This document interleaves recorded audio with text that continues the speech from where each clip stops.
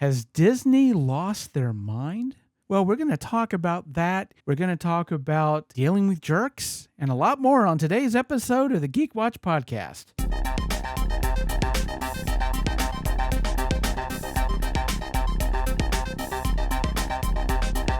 This is the Geek Watch podcast with Brian Hatcher and Mandy Petrie.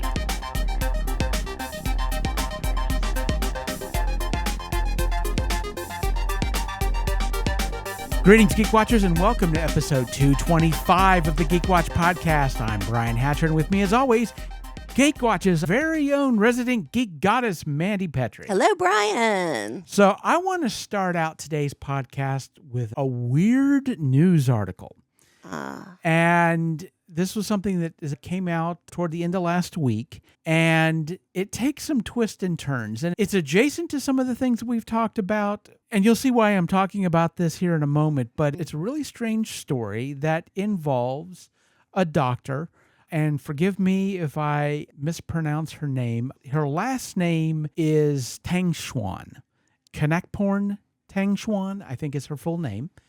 And sometime last year, I believe, her and her husband and her mother-in-law went to Disney in Florida. And they went out to a restaurant. It was the Raglan Road Irish Pub and Restaurant. They went out to eat around, I think it was like around 8 o'clock or so. Okay, and this was a park restaurant, or was this outside? Yes, this was a park restaurant. All right.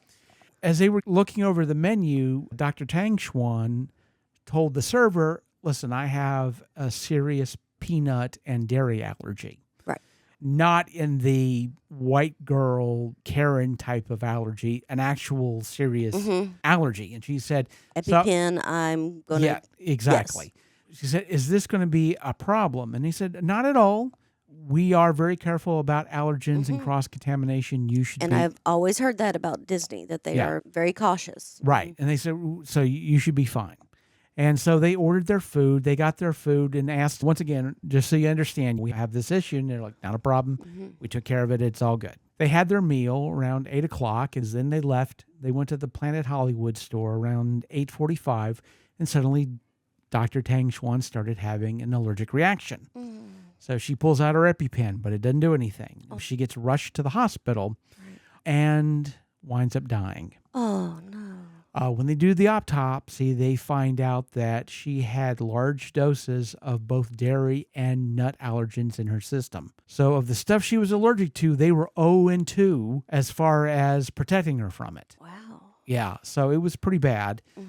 Jeffrey Piccolo, her husband, files a wrongful death suit against Disney and against the restaurant in February of this year. And the lawyers for Disney and his lawyers, they're going back and forth. And then in May of this year, the Disney lawyers tell him that, well, you're ignoring a contract that you signed saying that any disputes against Disney or their affiliates, that you've waived your right to take Disney or an affiliate to court, you have to go through third-party arbitration, which in some contracts you see that because it limits liability to a company and it keeps things from going like really crazy. So what was this, when you bought your tickets? Is that when you signed it? You would think so, but this is where things get real weird. They said that the contract that he signed that waived his ability for a court trial against Disney or an affiliate, he signed it when he applied for a month-long free trial to Disney Plus. Yes, that look on your face is the look that everybody has when they hear this. The Disney lawyer's defense is because he signed a contract for a free trial of Disney Plus, in the contract was this clause saying you can't sue Disney or an affiliate. Any disputes that you have with this company has to be third-party arbitration. Now, obviously, nobody is signing a contract with Disney Plus saying, hey, if you kill my wife, I can't sue you.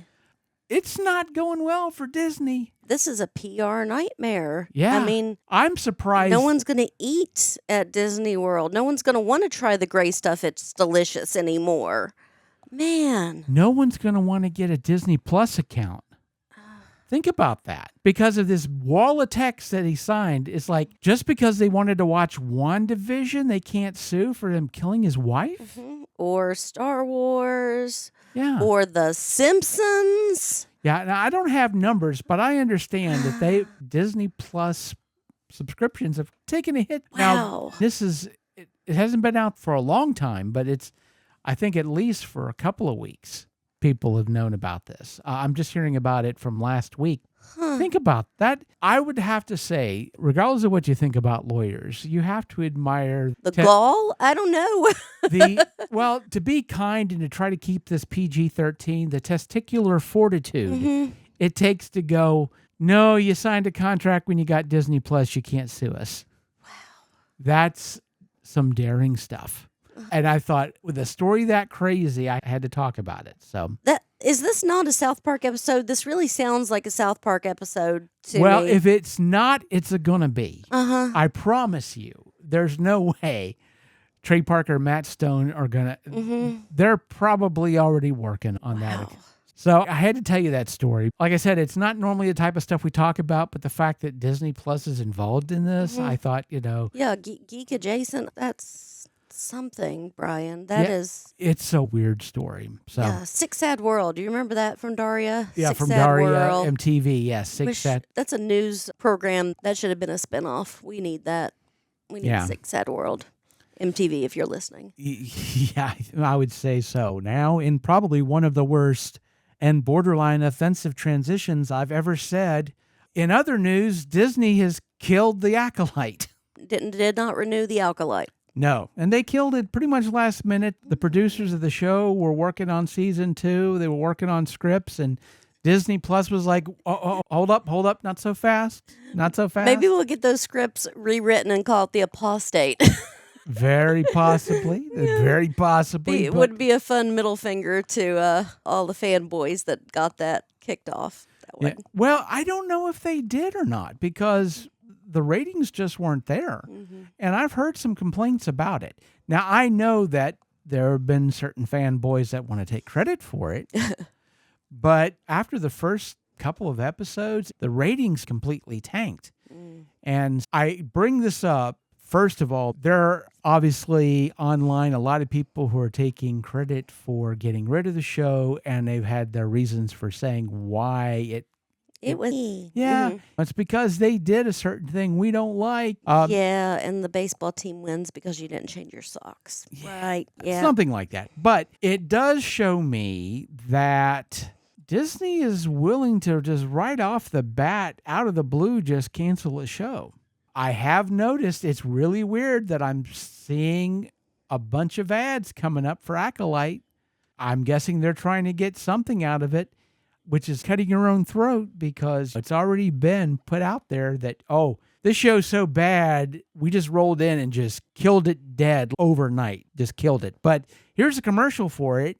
It certainly has shown that with Iger's return, there's been a lot of stuff that they said that they have quietly canceled. But this is a drive-by shooting 2 weeks after the season finale. As soon as they got the numbers in, they were like, pull the plug on it. That's how fast they're moving now. But again, this goes back to what we've been talking about for a while now, is this idea that streaming and Hollywood, they are running scared. They're willing to just throw stuff at the wall and see what sticks. They're willing to try a bunch of stuff, but at the same time, there's a lot of stuff they're too scared to try. But yeah, if anything has like the slightest stench of maybe this ain't going to work, they're just going to yank it. You're not going to get that many at-bats. Yeah, it's very early 2000s Fox. Yeah, very much so. That's actually a good analogy because, they very much did stuff like that. It's like, okay, let's give it a season or give it a few episodes, and let's see if we get people watching it, and we don't, we'll just kill it. For the sake of storytelling, I always feel like you need to give stories room to breathe, and you have to give things a chance to develop. The first season of any show is... Oh, yeah, finding its footing. Yeah, exactly. You're trying to figure stuff out, and it didn't look like there's going to even be that opportunity anymore. Right. And I haven't watched The Acolyte. I have to admit that I haven't really watched a lot of the Star Wars television shows. I haven't really been a fan of Star Wars for a while as far as consuming the content. I'm one season into The Mandalorian. I think that's basically where I stopped. Not that I didn't enjoy the show. I really did like it. Yeah. But I haven't watched any more of that. I did watch the Kenobi miniseries, I watched Kenobi. I watched Mandalorian. I didn't watch Boba Fett. which turned into Mandalorian. Did it? Okay. Yeah, because the Mandalorian shows up in it, and then the focus goes to the Mandalorian. Okay. So it was half Boba Fett, half a hidden season It just of the Mandalorian. seems like there's a lot out there. I can't remember what I have watched and what I haven't. Yeah. They all blend together in my head. There's so much Star Wars content. After Disney bought Star Wars, there was all the animated stuff and the Disney Plus shows, and there's a ton of it. And for me, there was just so much of the content. It was like I just drifted away from it. But again, it all comes down to story. Right. And Hollywood better figure that out. The successes that they've had have been the stuff that's actually had good story to it. Now, Right. we have the remake of The Crow coming out, the reboot that's coming out this weekend. Is it fast? I didn't even realize quickly that was set upon us. Well, yeah. Well, and this is going to segue into something that I don't want to spend a whole lot of time in, but I think this is what we'll wind up ending the podcast with. But I've been thinking about this Crow reboot, and I was a big fan of the original movie, even with the tragedy involved in it, and how that, of course, complicated a lot of things. Of course, big fan of the comic since it came out. I have the graphic novel. I love the soundtrack. It's an amazing soundtrack. But I was thinking about this new Crow. Should I go see it? I mean, I even watched the TV show. That tells you how much I was into the Crow. The fact I would even give the television show that much of a chance would tell you something.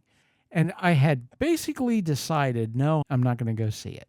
And my justification for that was, well, it's time I finally learned something from Mandy, which is don't hate watch stuff. There's no point in going and hate watching something, even though won't that be fun to hate watch something and then come back on the podcast next week and talk about how crappy. Trash it, yeah. Completely trash it. And I'm like, maybe instead of doing that, I should be a better human being. And that's how I'm justifying it. And then suddenly my other angel on my other shoulder says, are you really being a good person, or are you prejudging this movie and not giving it a chance at all? What if you like it? What if it ain't as bad as everybody's saying, but you're not going to go see it because mean person that you are, you're not going to give it a chance? So now I have to figure out what kind of asshole am I? And that ties into a lot of the existential crises that I can say at least I'm having, but I feel like a lot of other people are having, which is this idea of who can you support, what can you support, and for what reason? Because I'm running into the same problem with Coraline, one of my favorite movies that's been re-released in the theaters. Yes. With remastered 3D. So now you get to see it in 3D, which totally excited, but it's based off a book by you-know-who. Yes. So what do? Am I the asshole that supports Neil Gaiman and this movie based off of his book? Or I talked to Kevin Pauly, friend of the show, about this. Am I the asshole who basically doesn't support all the other people who have worked really hard to put this movie together? The animators. From a studio that is yet to get a fair shake, who has put out great work but never seems to get recognized for it. Right. You know, Kubo and the Two Strings, Paranorman.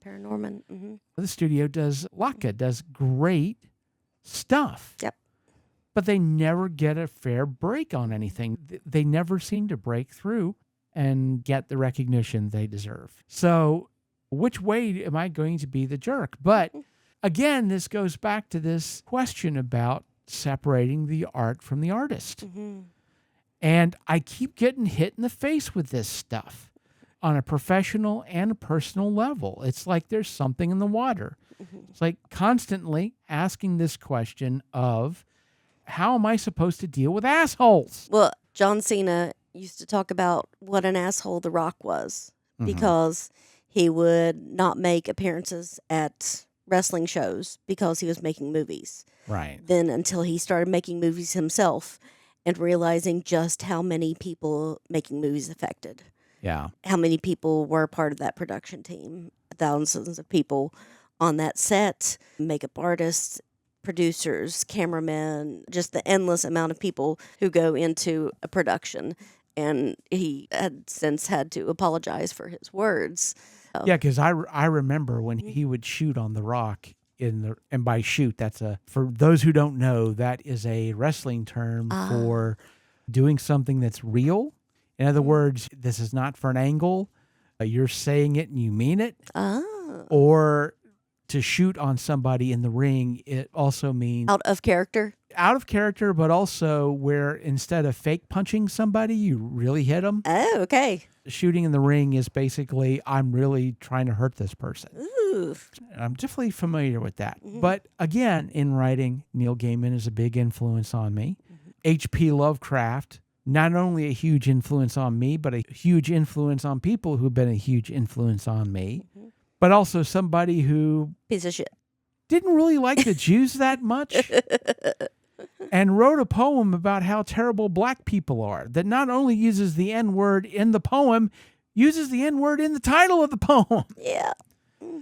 So now it's like this idea of separating the art from the artist, this idea of where do you draw the line, and ultimately, how do you approach having to deal with assholes? I'm fine with separating it. I've never been one to actively boycott something or anything like that, like F Hobby Lobby, but I'll still go and buy stuff, and then I'll also make donations to LGBT foundations and things like that. I'd be absolutely okay, because I'm sitting here thinking about the making of Coraline and watching a woman with sewing needles knitting a teeny tiny sweater and thinking about the tiny little details in that movie and how beautiful it is. And I'm thinking, to see that in 3D, it'll be beautiful. Go to the picture, Brian. Go watch it. It's great. Oh, believe me. When it Mhm. first came out in the theater, I think I probably went to see it like 4 or 5 times. Yeah. I'm thinking that's where I'm leaning. I feel like the biggest issues we're running into is it's the politics all over again. It's the extreme. It's like you say, Hobby Lobby or Chick-fil-A, or do you support Harlan Ellison with the terrible stuff that he did, or H.P. Lovecraft or Neil Gaiman, or how do you deal with musicians who have done messed up stuff, or movie directors, art in general? It's like, how do you draw that line? And the thing about it is, not everyone can agree on it. Right. I'm sure that there are people who are listening right now who are going, don't go see that movie. Even if it puts only 5 cents in Neil Gaiman's pocket, why would you ever want to do that? So I can see both sides of it. Because it also paid for Dakota Fanning's college. There you go. It's definitely a case-by-case basis. But I'm already up to my eyebrows in politics and its influence on art. It shouldn't be this complicated. I think that's what I'm saying. And I think, honestly, I'm wondering if this is not just a me problem. Am I overcomplicating this too much? Probably. I probably am. But I just don't see an end to this tunnel. I don't see the light at the end of the tunnel, except I'm afraid that when I do, it's going to be a train. I guess we'll see. I guess we'll see. And with that said, we come to the end of episode 225. Thank you for listening, and tune in next time for the latest in geek news and views with the Geek Watch podcast. For Mandy Petrie, this is Brian Hatcher, reminding all the Geek Watchers out there, we're all geeky about something. Be proud of yours. See you next time. Thank you for listening to the Geek Watch podcast. If you enjoyed this program, don't forget to like and subscribe on your preferred platform and share this podcast on your social media. For links to all the ways you can listen to the Geek Watch podcast, as well as leave comments and suggestions, visit our website at geekwatch.net. The Geek Watch podcast is a Hanging J production.